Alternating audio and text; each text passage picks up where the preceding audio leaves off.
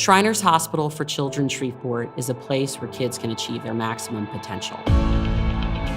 For some of the kids, we can't always cure everything and make it as though the condition didn't exist.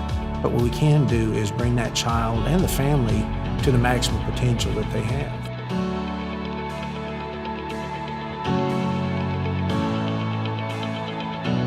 It's just a really special place to be able to watch the kids be able to do things that we never thought was possible.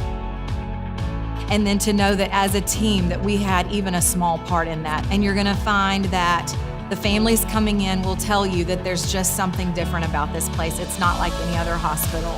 For a lot of the kids we take care of here, this isn't their first rodeo. They've been in hospitals before.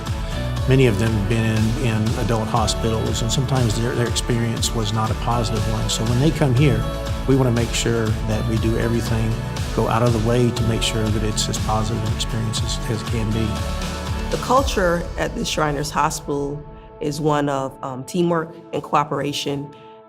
And I think that's what makes part of our care so unique. Everybody is on the same page, that we've all communicated, and that we've all put our areas of expertise, our heads together.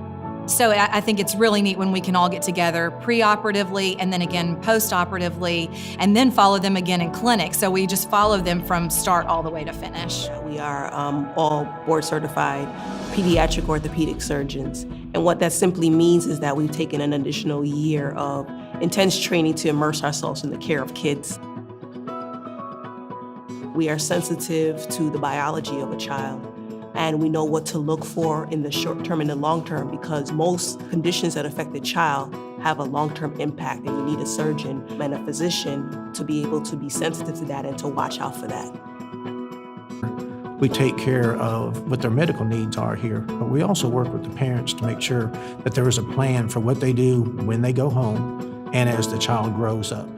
And the Shriners are doing today the same thing that they started doing back in 1922.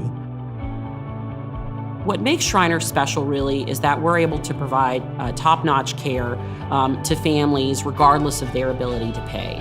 And that's been the defining mission of Shriners for almost 100 years and continues to be our mission today. Everybody that's involved with the child's care can do one thing, and that is focus in on what are the needs of the child. It takes the limits off. It allows me to give them all I have as far as making them better, making them functional, helping them to realize their dreams and aspirations.